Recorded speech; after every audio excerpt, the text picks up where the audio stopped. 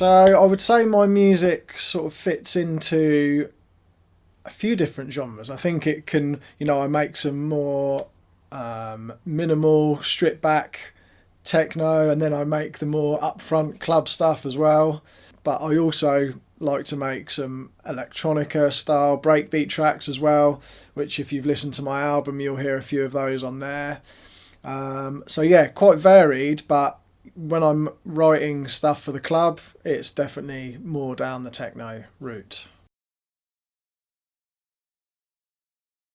So I started producing in around 2002, 2001, 2002. I had my first release in 2003, and I was kind of just coming off the back of being really into trance when I started producing. So I was kind of making quite progressive sounding stuff. I think Sasha was playing a lot of my music. James Zabila was playing a lot of my stuff when I first started. Nick Warren as well. So maybe slightly more melodic, but I was also into the wiggle tech house sound. So I was making a lot of that, and I basically just got into producing after being into the music for so long. I really had an interest in how it was made. So I just kind of decided I was going to go to college and do music, and then ended up getting passed a copy of Reason, and that was that really. And that's my first tracks were made in Reason, and yeah, first release in 2003 on a label called Hearing Aid.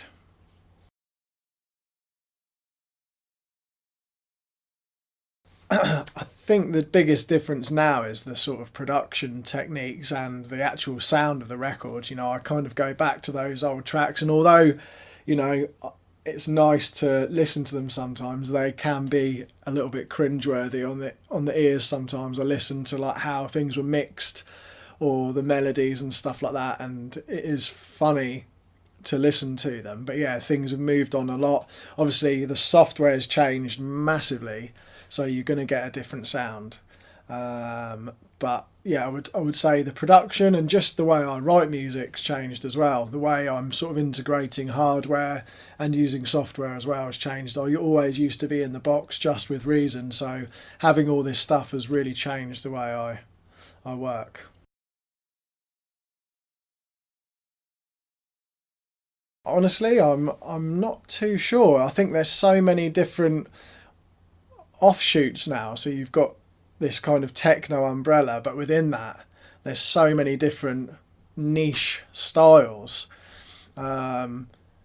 Everything seems to be very trancey at the moment. Like if you listen through the Beatport Top 100 in the techno, there's a lot of really trancey tracks in there, and it feels like that's kind of coming through at the moment. But to be honest, where it's going to go after that, I don't know. Who knows?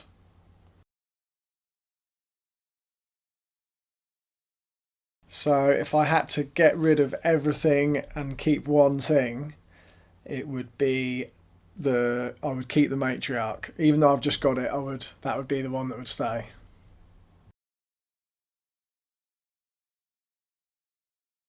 Oh, that's easy.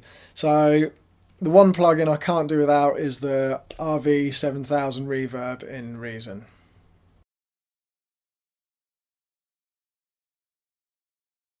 I think, as you can see from the video we did today, my tracks just sort of take on a life of their own, really. I take inspiration as it comes. I don't think I really ever sit down in the studio and think I'm going to go in a certain direction. I would always just see where it goes, like that little music loop that I had, and it had that little pattern in there at the start, and I kind of went with that and then got the lead from that and everything, and kind of just kept layering on top of that. So I like to just see where it goes. If I'd have maybe clicked a few more down, who knows what other things would have thrown up, but I settled on that quite quickly, and then off I went. So I just kind of let it happen organically.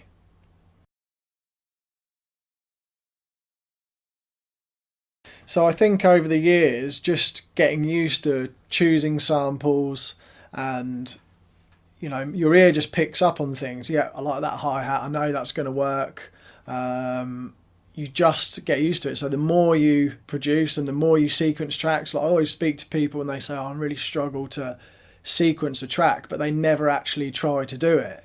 They never persevere long enough. You know, I would keep going back to this many times until it's right, but I used to write tracks, you know, would write stuff through the night, and I'd be up all night and I'd do the sequence.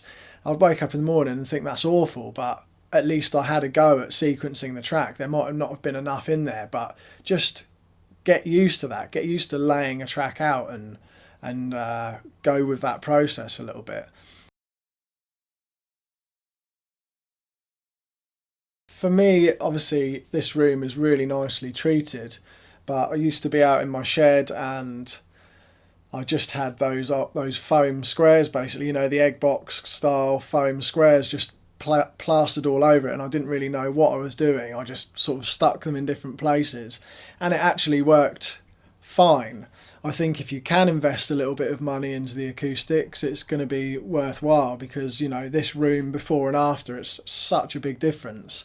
But it's not the be all and end all. If you can just, I think it's about spending time in a room as well. You know, you might have really bad acoustics, but if you get used to that and you get used to the speakers, you can still make and mix really good tracks.